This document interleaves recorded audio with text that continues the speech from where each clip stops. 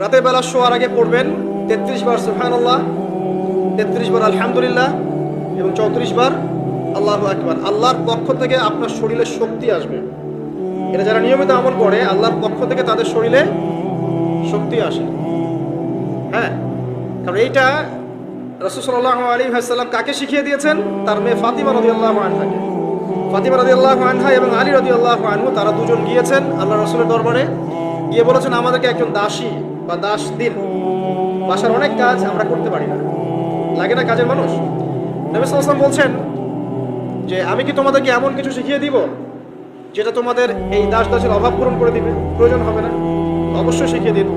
তখন নবীজি শিখালেন সাল্লাল্লাহু আলাইহি ওয়াসাল্লাম এই ঘুমানোর আগে 33 বার সুবহানাল্লাহ পড়বে, 33 বার আলহামদুলিল্লাহ এবং 34 বার আল্লাহু আকবার। তোমাদের দাস দাসের প্রয়োজন হবে না ইনশাআল্লাহ। তো ব্যাখ্যায় অনেক ওলামায়ে কেরাম বলেছেন যে এটা নিয়মিত আমল করতে থাকলে রোগ ব্যাধি কম হয়, শরীরে শক্তি আসে, এনার্জি বাড়ে, আপনি নিজের কাজ নিজেই করতে পারবেন ইনশাআল্লাহ। আসুন সামনে যাই।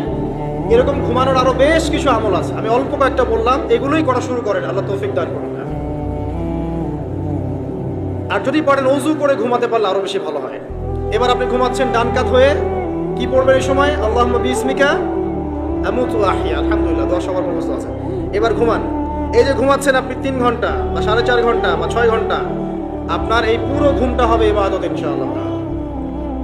এবং পবিত্র অবস্থায় ঘুমানোর অভ্যাস করতে থাকলে আল্লাহর পক্ষ থেকে আপনি সত্য স্বপ্ন দেখতে পারেন। এখনকার সায়েন্স একটা বিশ্বাস করে না, আর এই সায়েন্স কিনে আমার কোনো মাথা ব্যথাও নাই, কারণ এই আজকে একটা কথা বলে কালকে একটা কথা বলে, ঠিক আছে? তো আল্লাহর পক্ষ থেকে আপনি সত্য স্বপ্ন দেখতে পারেন। ইউসুফ আলাইহিস সালাম জেলখানায় বন্দী, সূরা ইউসুফ পড়ে দেখেন। তখন কয়েদিদের মধ্যে 2 জন স্বপ্ন দেখেছে। একজন স্বপ্ন দেখছে তার মাথার উপরে রুটি, উপর থেকে পাখি এটা ঠোকরে কি করছে, খেয়ে নিয়ে চলে যাচ্ছে। আরেকজন স্বপ্ন দেখেছে যে সে শরাব পান করাচ্ছে একজনকে, আছে না সূরা ইউসুফে? তো ইউসুফ আলাইহিস সালাম বললেন যে যার মাথা থেকে পাখি ঠোকরায় খেয়ে নিচ্ছে খাবার, তাকে শুলদণ্ড দেওয়া হবে, আর যে শরাব পান করাচ্ছে সে অতি শীঘ্রই মুক্ত হয়ে যাবে, জেল থেকে ছাড়া হয়ে যাবে। কয়েকদিন পর তাই হলো। এই যে স্বপ্ন যারা দেখেছে এরা কি মুসলিম?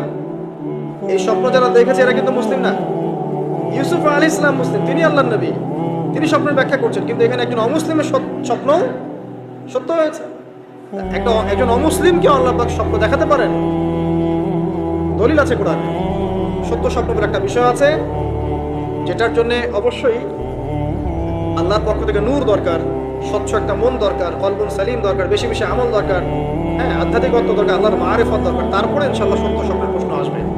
সারাদিন টিভি দেখে, গান সিরিয়াল দেখে, গালিগালাজ করে, গীবত তহমত করে, খোঁচাখুচি করে, চুলাচুলি করে, এদের সাথে সত্য স্বপ্নের কি সম্পর্ক? এদের কিন্তু শয়তান স্বপ্ন দেখা।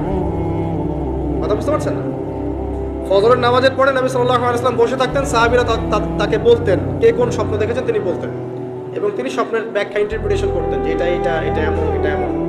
এমনকি এই যে আপনার উহুদের যুদ্ধের আগের রাতে অনেক সাহাবী স্বপ্ন দেখেছেন, এবং পরের দিন দেখবেন উহুদের দিনে অনেক সাহাবী শহীদ হয়েছে। তো যাই হোক, ওইদিকে আমি যাচ্ছি না। তো এই যে ঘুমটা আপনি ঘুমাচ্ছেন, ইনশাআল্লাহ আপনার ঘুমটা কি হচ্ছে? ইবাদত হচ্ছে না? আলহামদুলিল্লাহ। আলেম যারা, তাদের ঘুমও ইবাদত। যারা মুসলিম, মুমিন, মুত্তাকি, আলেম, তাদের ঘুমগুলো কি ইবাদত।